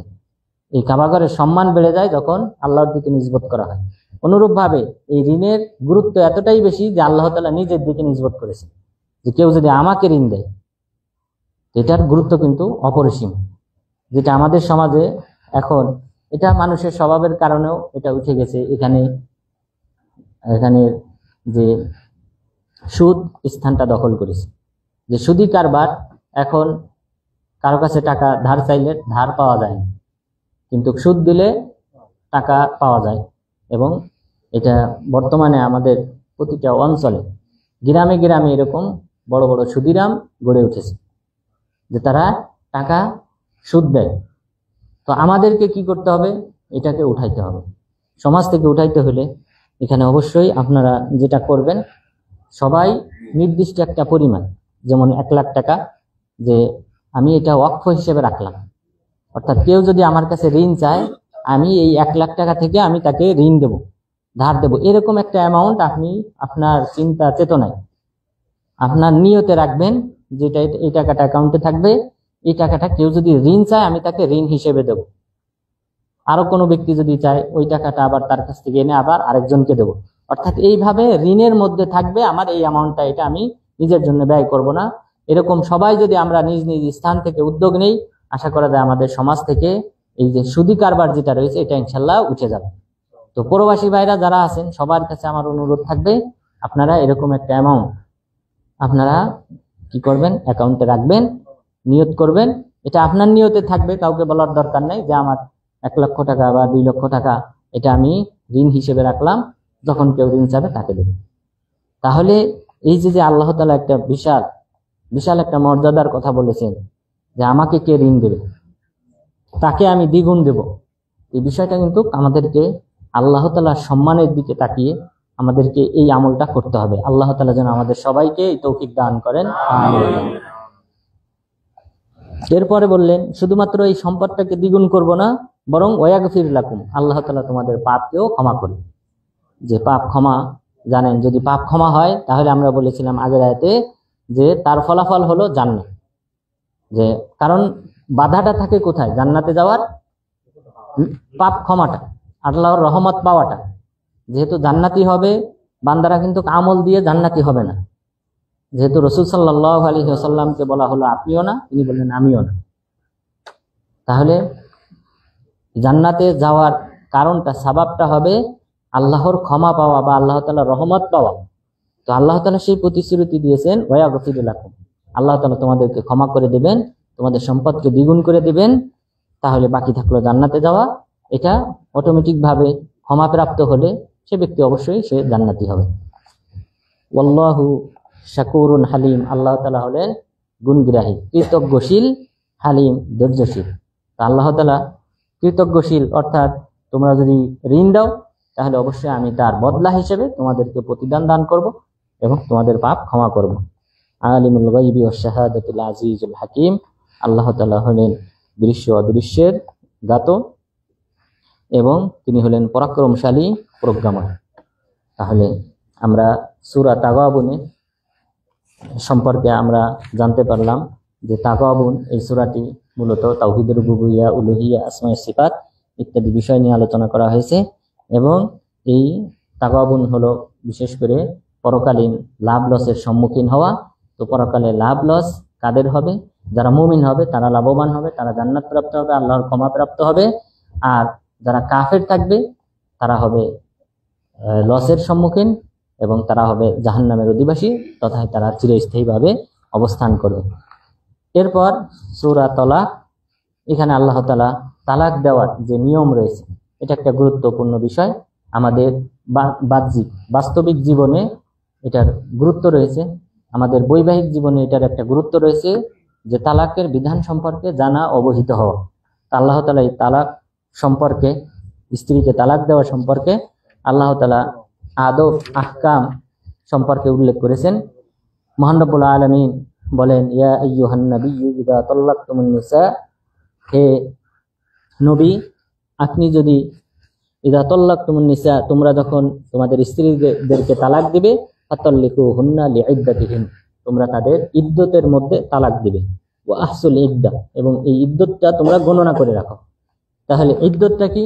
ইদ্দতটা হলো যে যেই তুহুর, পবিত্রতা অবস্থা, অর্থাৎ যেই মাসে আপনি আপনার স্ত্রীর সাথে সহবাস করেন নাই, স্ত্রীর সাথে সহবাস হয় নাই, আর স্ত্রী মাসিক থেকে পবিত্র হয়েছে, মাসিক থেকে পুত পবিত্র হয়েছে, মাসিক থেকে মাসিক যে 3 দিন এই যে রজচক্র রক্তটা বের হয়, এটা 3 দিন 5 দিন বা 7 দিন এই যে সময়টা রয়েছে, এই পিরিয়ডটা অতিক্রম করার পর স্ত্রী গোসল করবে। গোসল করার পর সে যে ফরজ ইবাদত রয়েছে, সালাত রয়েছে, সেটা আদায় করবে। তো এই যে ফরজ গোসলটা করলো মাসিক শেষ হওয়ার পর, এরপর আপনি আপনার স্ত্রীর কাছে যান নাই, স্ত্রীর সাথে সহবাস করেন নাই, এই সময়টাতে আপনাকে তালাক দিতে হবে। অর্থাৎ পরবর্তী মাসিক আসার পূর্বে আপনি যদি সহবাস না করে থাকেন স্ত্রীর সাথে তাহলে তালাক দেবেন। আর যদি সহবাস করে থাকেন তাহলে ওই মাসে আপনি তালাক দেবেন না। পরের মাসে মাসিক থেকে পুত পবিত্র হওয়ার পর তারপরে আপনি কি করবেন? ওই মাসে স্ত্রীর কাছে না গিয়ে, স্ত্রীর সাথে সহবাস না করে আপনি স্ত্রীকে তালাক দেবেন। তাহলে আল্লাহ তাআলা সেই আদবগুলি এখানে শিক্ষা দিয়েছে যে ইয়া আইয়ুহান নবী, হে নবী, ইযা তাল্লাকতুমুন নিসা, যখন আপনি আপনার স্ত্রীকে তালাক দেবেন, ফাতাল্লিকুহুন্না লিইদ্দাতিহিন, তাদের ইদ্দত সময়ের মধ্যে, নির্দিষ্ট সময়ের মধ্যে আপনি তালাক দেবেন। নির্দিষ্ট সময় বলতে স্ত্রীর সাথে সহবাস হয় নাই আর মাসিক থেকে পুত পবিত্র হয়েছে, এই মুহূর্তে তালাক দিতে হবে। তাহলে মাসিক চলাকালীন অবস্থায় আপনি তালাক দিতে পারবেন না। কারণ কি? কারণ আল্লাহ তাআলার অনেক হিকমা রয়েছে।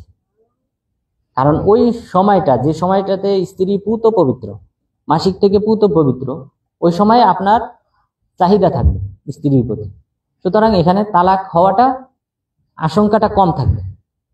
তালাক দেওয়ার আশঙ্কাটা কম থাকবে।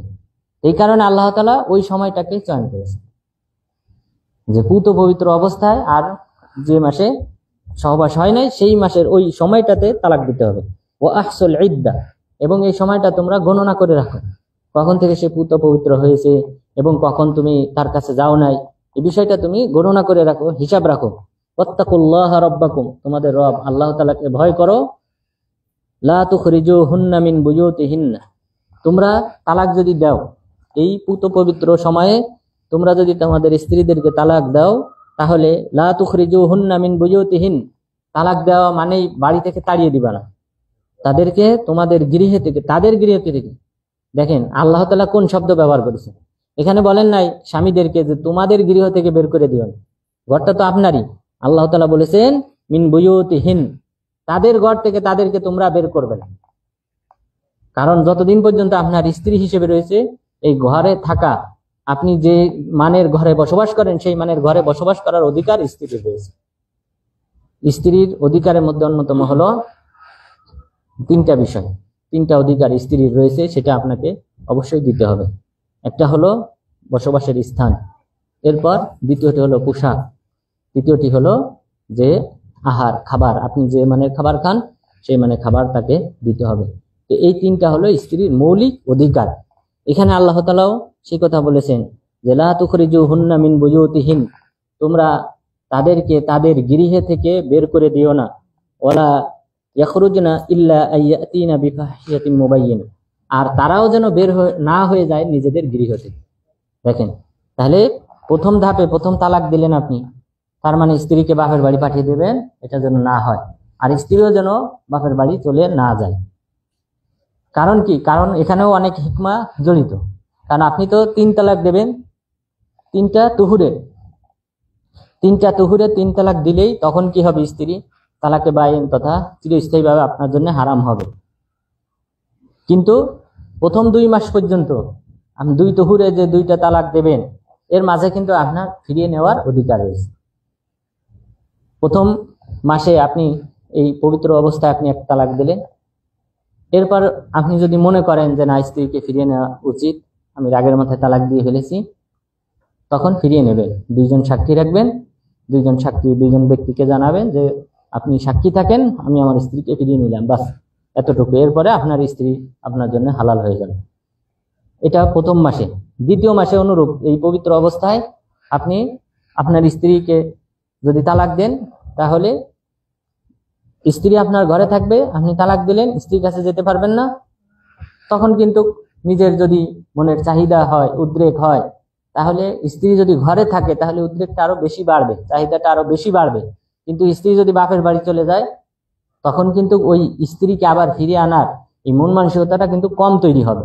এই কারণে আল্লাহ তাআলা বলেছেন তারা যেন তাদের নিজেদের গৃহ থেকে বের না হয়, তারা এই ঘরেই থাকবে যতক্ষণ পর্যন্ত না চূড়ান্ত যে ফয়সালা রয়েছে 3 তালাক, সেটা যতক্ষণ পর্যন্ত না হবে ততক্ষণ পর্যন্ত তারা যেন তাদের গৃহ থেকে বের না হয়। কারণ একটা তালাক, এই বিষয়টা কিন্তু অনেক গুরুত্বপূর্ণ। যদি একটা বিশেষ করে সন্তান যদি থাকে তাহলে কিন্তু তালাকটা খুব গুরুত্বপূর্ণ বিষয়।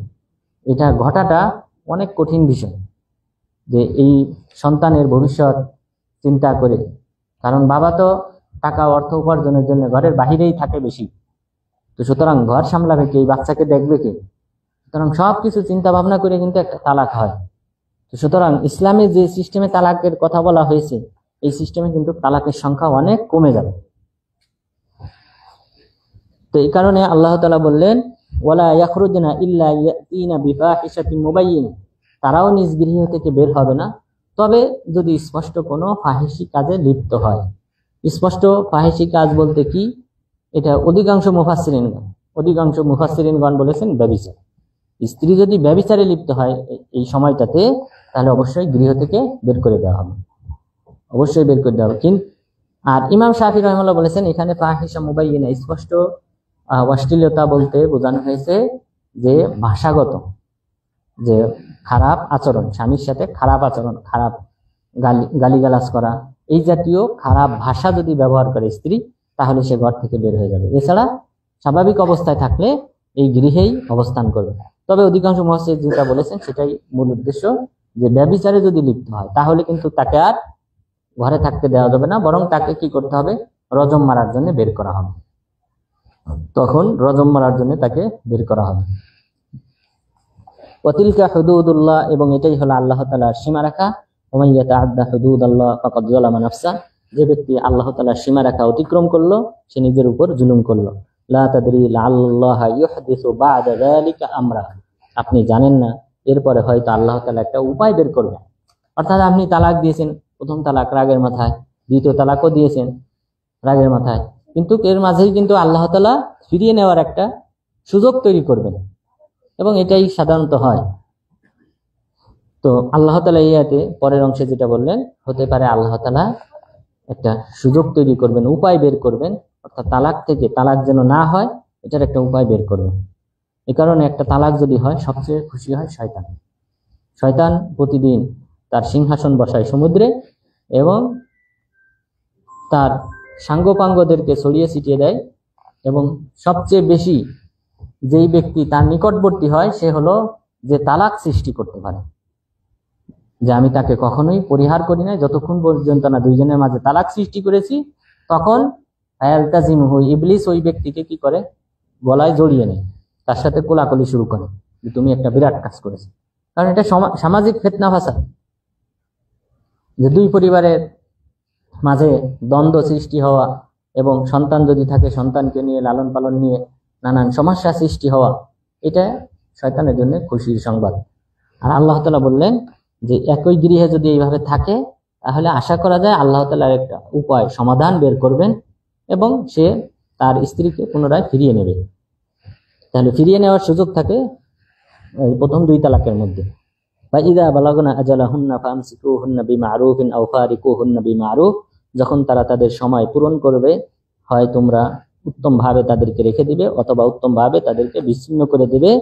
ওয়া আশহিদু যাওয়াই আদলিন মিনকুম, তোমরা তোমাদের মধ্য থেকে দুইজন ন্যায়পরায়ণ ব্যক্তিকে সাক্ষী রাখবে। তাহলে তালাক দেওয়ার সময় দুইজনকে সাক্ষী রাখবেন। আবার যদি ফিরিয়ে নেন, যে আমি আমার স্ত্রীকে ফিরিয়ে নিলাম, তাহলেও দুইজন ব্যক্তিকে সাক্ষী হিসেবে রাখতে হবে। ওয়া আকিমুশ শাহাদাতা লিল্লাহ, আর তোমরা এই সত্য সাক্ষ্য প্রদান করো, অর্থাৎ যারা সাক্ষী দেবে তারা অবশ্যই তাদেরকে যেভাবে বলা হয়েছে, যদি তালাক দেওয়ার কথা বলা হয় তাহলে যেন সেটাই বলে, এবং যদি ফিরিয়ে নেওয়ার কথা বলা হয় তাহলে যেন সেইভাবেই তারা সাক্ষ্য প্রদান করে। যালিকুম ইউআদু বিহি মান কানা ইউমিনু বিল্লাহি ওয়াল ইয়াউমিল আখির, ইহারি উপদেশ দেওয়া হয় তাদেরকে যারা ঈমান এনেছে আল্লাহর প্রতি এবং পরকালের প্রতি। ওয়া মান ইয়াত্তাকিল্লাহ ইয়াজআল লাহু মাখরাজা, যে ব্যক্তি আল্লাহকে ভয় করে আল্লাহ তাআলা তার জন্য একটা পথ বাতলিয়ে দেয়, অর্থাৎ এই তালাক থেকে বাঁচার একটা পথ আল্লাহ তাআলা বের করেন। আচ্ছা, তালাকের ক্ষেত্রে আরেকটি মাসালা, যদি প্রথম দুই তালাক দিল, 3 নম্বর তালাক দিল না, 2 তালাক দিয়েছে কিন্তু 3 নম্বর তালাক দেয় নাই, 3 নম্বর তহুরে 3 নম্বর মাসে, কিন্তু আবার ফিরিয়েও নেয় নাই, দুইজন সাক্ষীকে বলে যে আমি আমার স্ত্রীকে ফিরিয়ে নিলাম এই কথাও বলে নাই, ফিরিয়েও নেয় নাই, এইভাবে রেখে দিল। এইভাবে যদি রেখে দেয় তাহলে পরবর্তীতে যদি তারা ঘর সংসার করতে চায় তাহলে পুনরায় আবার নতুন বিবাহের মাধ্যমে তারা ঘর সংসার করতে পারবে। এখানে আরেকজন ব্যক্তির সাথে যে বিবাহ হতে হয় তার সাথে ছাড়াছাড়ি হতে হয় এটা শর্ত না, যেহেতু সে 3 নম্বর তালাক দেয়নি। তো কিন্তু 3 নম্বর তালাক না দিলেও আবার ফিরিয়েও নেয় নাই 3 নম্বর মাসে, তাহলে অটোমেটিক 3 নম্বর তালাক হয়ে যাবে, তালাকে বায়েন হয়ে যাবে, কিন্তু একটা সুযোগ থাকবে পুনরায় ঘর সংসার করার, সেটা হলো নতুন বিবাহের মাধ্যমে, নতুন মহরানা নির্ধারণ করার মাধ্যমে, ওলির মাধ্যমে এই বিবাহটা নতুন করে সম্পন্ন করার মাধ্যমে তারা আবার ঘর সংসার করতে পারবে। কিন্তু যদি 3 নম্বর মাসেও 3 নম্বর তালাকটাও দিয়ে দেয় তাহলে কিন্তু আর ঘর সংসার করার কোনো সুযোগ নাই। তবে সুযোগ আছে, দ্বিতীয় কোনো ব্যক্তির সাথে যদি বিবাহ হয়, সেই ব্যক্তি যদি স্বেচ্ছায় তালাক দেয়, অর্থাৎ পাঠা ভাড়া করে যেটা দেশে করা হয় এরকম না, বরং সে স্বাভাবিকভাবে তালাক দিয়েছে, তাহলে পুনরায় আবার নতুন বিবাহের মাধ্যমে, নতুন মহারণার মাধ্যমে তারা আবার বিবাহ বন্ধনে আবদ্ধ হতে পারে। ওয়ারযুকুহু মিন হাইসু লা ইয়াহতাসিব, যদি কেউ আল্লাহ তাআলার উপর ভরসা করে আল্লাহ তাআলা তাকে এমন স্থান থেকে রিজিক দান করবেন যেটা সে কল্পনাও করতে পারবে না। অর্থাৎ এই ক্ষেত্রে উভয় ব্যক্তি কিন্তু ক্ষতিগ্রস্ত হবে, স্বামীও কিছুটা ক্ষতিগ্রস্ত হবে, স্ত্রীও ক্ষতিগ্রস্ত হবে। তবে তারা যদি আল্লাহর উপর ভরসা রাখে তাদের এই সমস্যাটা কেটে যাবে, সমস্যাটা স্ত্রীরও কেটে যাবে, আল্লাহ তাআলা এর চেয়ে ভালো স্বামী হয়তো মিলিয়ে দেবেন। তো সুতরাং আল্লাহর উপর ভরসা রাখতে হবে, তাহলে আল্লাহ তাআলা এমন স্থান থেকে তাকে রিজিক দান করবেন যেটা তার কল্পনা অতীত। কল্পনায়ও আসবে না। যেমনটা উম্মে সালামা রাদিয়াল্লাহু আনহা তার ক্ষেত্রে ঘটেছে, যখন তার স্বামী মারা যায় তখন তিনি খুব কান্নাকাটি করলেন। রাসূল সাল্লাল্লাহু আলাইহি ওয়াসাল্লাম তাকে সান্ত্বনা দিলেন যে তুমি দোয়া করো, আল্লাহ তাআলা তোমাকে তোমার স্বামীর চেয়ে আরো ভালো স্বামী মিলিয়ে দিবেন। বললেন যে আমার স্বামীর চেয়ে আরো ভালো স্বামী পাওয়া কঠিন। তিনি দোয়াটা শিক্ষা দিয়েছেন, তিনি দোয়া করেছেন। পরে রাসূল সাল্লাল্লাহু আলাইহি ওয়াসাল্লামের সাথে বিবাহ হয়েছে। অবশ্যই যে কোনো সাহাবীর চেয়ে রাসূল সাল্লাল্লাহু আলাইহি ওয়াসাল্লাম অনেক শ্রেষ্ঠ। তো এইভাবে যদি কেউ আল্লাহর উপর ভরসা রাখে, আল্লাহ তাআলা তার সমস্যার সমাধান করবেন। ওমান ইয়াতাওয়াক্কাল আলাল্লাহ ফাহুয়া হাসবুহ, কেউ আল্লাহ তাআলার উপর ভরসা করলে আল্লাহ তাআলাই তার জন্য যথেষ্ট। ইন্নাল্লাহা বালিগু আমরি, আল্লাহ তাআলা তার ফয়সালাকে বাস্তবায়িত করবেন। কদ জাআলাল্লাহু লিকুল্লি শাইইন কদরা, আল্লাহ তাআলা প্রতিটি বিষয়কে একটা মাত্রা রেখেছেন, সীমারেখা রেখেছেন। অর্থাৎ এই যে বালা মুসিবত, স্ত্রী তালাক হয়ে গেল, স্বামীও একটা কষ্ট পেল, স্ত্রীও কষ্ট পেল, কিন্তু এটার একটা পরিসীমা আছে, কিছুদিন পর এটা আবার থাকবে না। অর্থাৎ সবকিছুর আল্লাহ তাআলা একটা মাত্রা রেখেছেন, নির্দিষ্ট পরিমাণ রেখেছেন। ওয়াল্লাহি ইয়াইসনা মিনাল মাহিয়্যি মিন নিসাইকুম ইন ইরতাবতুম ফাইদ্দাতুহুন্না সালাসাতু আশহুর, তোমাদের স্ত্রীদের মধ্যে যারা মাসিক থেকে নিরাশ হয়ে গেছে, অর্থাৎ যাদের মাসিক বন্ধ হয়ে গেছে, অর্থাৎ এটা সাধারণত মহিলাদের, বাংলাদেশিদের 45 বছর বা 50 এর মধ্যেই কিন্তু বন্ধ হয়ে যাবে। তো এই সকল মহিলাদের তালাকের ক্ষেত্রে কি হবে? ইন ইরতাবতুম ফাইদ্দাতুহুন্না সালাসাতু আশহুর, যদি তোমরা সন্দেহ পোষণ করো তাহলে তাদের এই তারা ইদ্যত পালন করবে 3 মাস। ওয়াল্লাহি লাম ইয়াহিনা, তাহলে আপনি প্রতি মাসে মাসে কি করে দিবেন? তালাক দিবেন, কারণ এখানে তো তার মাসিক হবে না এই সিস্টেমে। ওয়াল্লাহি লাম ইয়াহিজনা, এবং সেই সাথে যে সকল নারীদের এখনো হায়েজ শুরু হয়নি, অর্থাৎ বিবাহ কিন্তু বালেগ হওয়ার আগে জায়েজ আছে, খেয়াল করবেন, বিবাহের আগে বিবাহ করা জায়েজ আছে। তো যে সকল স্ত্রীরা এখনো যাদের মাসিক চালু হয়নি, অর্থাৎ সাধারণত 12 বছর থেকে মাসিক শুরু হয়, এই বছরের আগে যদি কাউকে তালাক দিতে হয় তাহলেও তারাও 3 মাস কি করবে, অর্থাৎ প্রতি মাসে তাদেরকে একটা একটা করে তালাক দিতে হবে। ওয়া উলাতুল আহমালি আজালুহুন্না ইয়াদা'না হামলাহুন, আর যারা গর্ভধারিণী মহিলা রয়েছে তাদের সময় ইদ্যত হলো যে তারা সন্তান ভূমিষ্ঠ করবে। সন্তান ভূমিষ্ঠ করলে সে মুক্ত, অর্থাৎ আপনি তালাক দিয়েছেন, তাদের সময়টা হলো এই সন্তানটা ভূমিষ্ঠ করলে। কারণ এই যে 3 মাসের তালাক দেওয়া সিস্টেম, এটার পিছনে আরেকটা কারণ হলো যদি তার গর্ভে কোনো সন্তান থেকে থাকে সেটাও এই 3 মাসে প্রকাশ পেয়ে যাবে। তো যে মহিলার গর্ভে সন্তান আছে তার সন্তান তো ভূমিষ্ঠ হয়ে গেল, তার তো আর কোনো সন্দেহ নাই সন্তান থাকার পেটে। তো সুতরাং এই সন্তান যেদিন থেকে ভূমিষ্ঠ হলো সেদিন থেকে সে তার তালাক কার্যকর হয়ে গেল। ওমান ইয়াত্তাকিল্লাহ ইয়াজআল লাহু মিন আমরিহি ইউসরা, যে ব্যক্তি আল্লাহকে ভয় করবে আল্লাহ তাআলা তার কাজটাকে সহজ করে দেবেন। যালিকা আমরুল্লাহি আনজালাহু ইলাইকুম, এটাই আল্লাহ তাআলার বিধান যেটা তিনি তোমাদের কাছে অবতরণ করেছেন। ওমান ইয়াত্তাকিল্লাহ ইউকাফির আনহু সাইয়্যাতিহি, যদি কেউ আল্লাহকে ভয় করে তাহলে আল্লাহ তাআলা তার পাপসমূহকে ক্ষমা করে দিবেন। ওয়া ইউআযযিম লাহু আজরা, তার প্রতিদানকে অনেক গুণ বৃদ্ধি করে দিবেন। আসকিনুহুন্না মিন হাইসু সাকানতুম মিন উজদিকুম, এবং তোমরা তাদেরকে বসবাস করাও এমন স্থানে যে স্থানে তোমরা বসবাস করো, মিন উজদিকুম, তোমাদের সামর্থ্য অনুযায়ী, অর্থাৎ যার যে সামর্থ্য সেই অনুযায়ী সেই মানের বাসা দিতে হবে স্ত্রীদেরকে। ওয়ালা তুদাররুহুন্না লিতুযায়্যিকু আলাইহিন, আর তোমরা তাদেরকে পীড়া দিও না, কষ্ট দিও না, লিতুযায়্যিকু আলাইহিন্না, তাদের উপর চাপ সৃষ্টি করার জন্য। ওয়া ইন কুননা উলাতি হামলিন ফাআনফিকু আলাইহিন্না হাত্তা ইয়াদা'না হামলাহুন, আর যদি স্ত্রীরা হয় গর্ভধারিণী তাহলে তোমরা তাদের খরচ বহন করবে ভূমিষ্ঠ হওয়া পর্যন্ত। তাহলে ভূমিষ্ঠ হওয়া পর্যন্ত তার খরচ দিতে হবে স্ত্রীকে। যে আপনি তালাক দিয়েছেন, কিন্তু ধরেন প্রথম 3 মাসে তালাক দিয়েছেন, মাতৃগর্ভে সন্তান আসার, আপনাকে এই সন্তান ভূমিষ্ঠ হওয়া পর্যন্ত 9 মাস পর্যন্ত আপনাকে তার খরচ দিয়ে যেতে হবে। ফাইন আরদা'না লাকুম ফাআতুহুন্না উজুরাহুন, আর যদি তারা তোমাদের সন্তানদের দুধ পান করায়, অর্থাৎ আপনি ছাড়িয়ে নিতে পারেন, অন্য কোনো মহিলাকে দিয়ে দিতে পারেন সন্তানকে দুধ পান করার জন্য, কিন্তু যদি এই মায়েরা তারা যদি দুধ পান করায় তাহলে ফাআতুহুন্না উজুরাহুন, তাদের পারিশ্রমিক দান করবে, অর্থাৎ তাদের যে খরচ ছিল সেটা তোমাকে অব্যাহত রাখতে হবে। ওয়া আতামিরু বাইনাকুম বিল মারুফ, তোমরা নিজেদের মাঝে একটা সলা পরামর্শ করে নাও এই ব্যাপারে, অর্থাৎ সে যতদিন দুধ পান করাবে সে ততদিন পর্যন্ত প্রতি মাসে আমি 10,000 করে টাকা দেবো, 15,000 করে টাকা দেবো, এরকম একটা সমাধান করে নেবে। ওয়া ইন তাআসারতুম ফাসাতুরদিউ লাহু উখরা। আর যদি তোমরা এই যদি কঠোর আচরণ করো, অর্থাৎ কেউ কাউকে ছাড় দিতে না চায়, স্ত্রীও ছাড় দেয় না যে না তার সন্তানকে আমি কেন দুধ পান করাবো, এরকম যদি হয় তাহলে অন্য কোনো মহিলা তাকে দুধ পান করাবে। লিউনফিক যু সাআতিন মিন সাআতি, যার যে সামর্থ্য রয়েছে সেই অনুযায়ী যেন তারা ব্যয় করে। ওমান কুদিরা আলাইহি রিজকু, আর যার রিজিকটাকে সীমিত করে দেওয়া হয়েছে ফালিউনফিক মিম্মা আতাহুল্লাহ, তাহলে সে যেন তার সাধ্য অনুযায়ী আল্লাহ যে সম্পদ দান করেছেন সেটা যেন ব্যয় করে। অর্থাৎ স্ত্রীদের জন্য, সন্তানদের জন্য যার যে সামর্থ্য আছে, যদি কেউ অর্থবিত্তশালী হয় তাহলে সেই অনুযায়ী সে অর্থ ব্যয় করবে, আর যদি কেউ দরিদ্র হয় সেই অনুযায়ী সে অর্থ ব্যয় করবে। লা ইউকাল্লিফুল্লাহু নাফসান ইল্লা মা আতাহা, আল্লাহ তাআলা কোনো ব্যক্তিকে তার সামর্থ্যের বাহিরে কোনো দায়িত্ব চাপিয়ে দেন না। সায়াজআলুল্লাহু বা'দা উসরি ইউসরা, অচিরেই আল্লাহ তাআলা এই কঠিন মুহূর্তের পরে সহজ করে দিবেন। ওয়া কাআইয়্যিম মিন ক্বরিয়াতিন আতাত আন আমরি রাব্বিহা ওয়া রুসুলিহি ফাহাসাবনাহা হিসাবান শাদীদা, অনেক জনপদবাসী তারা আমার নির্দেশনাকে, তাদের রবের নির্দেশকে তারা অমান্য করেছিল এবং রসুলগণকে অমান্য করেছিল, তখন আমি তাদের কঠিন হিসাব নিয়েছিলাম।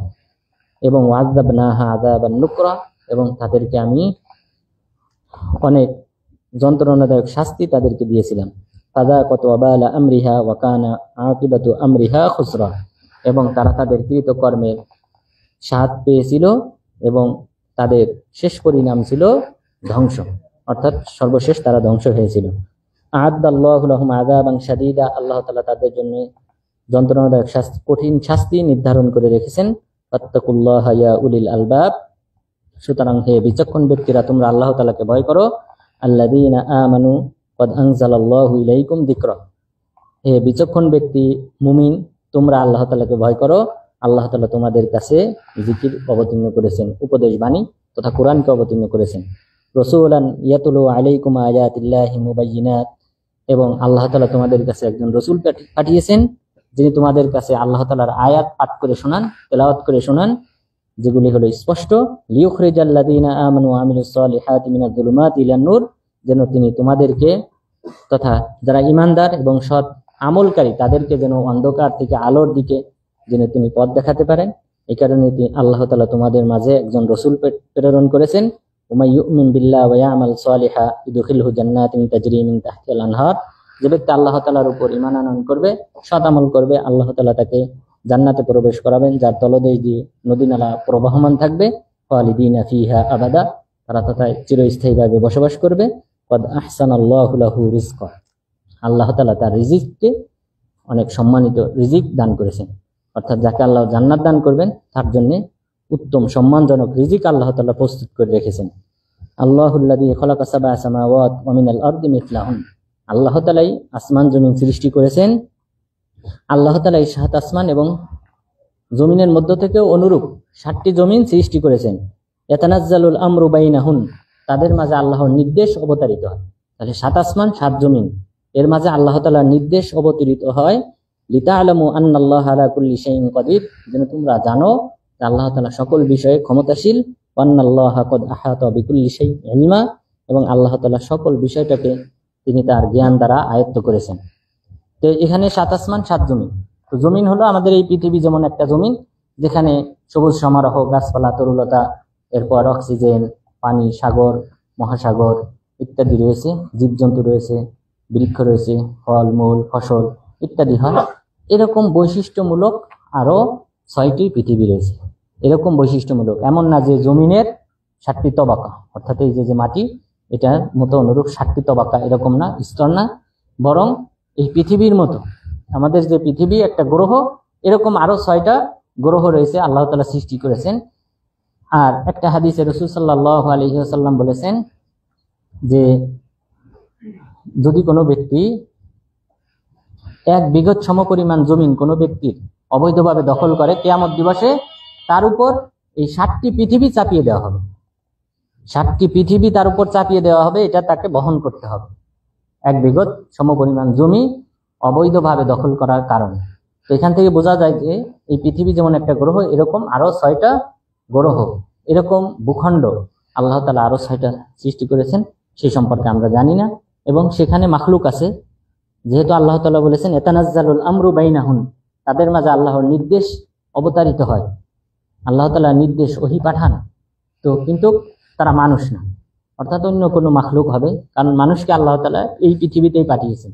আদম আলাইহিস সালামকে আল্লাহ তাআলা জান্নাত থেকে এই পৃথিবীতে যেখানে আমরা এখন আছি বসবাস করি এই পৃথিবীতেই পাঠিয়েছেন, অন্য কোনো পৃথিবীতে মানুষ নেই। কিন্তু সেখানে আল্লাহর অন্য মাখলুক আছে, অর্থাৎ ফেরেশতারা আছে, এটা আমরা সবাই জানি। সব আসমান সব জমিনেই আল্লাহ তাআলা ফেরেশতা রেখেছেন।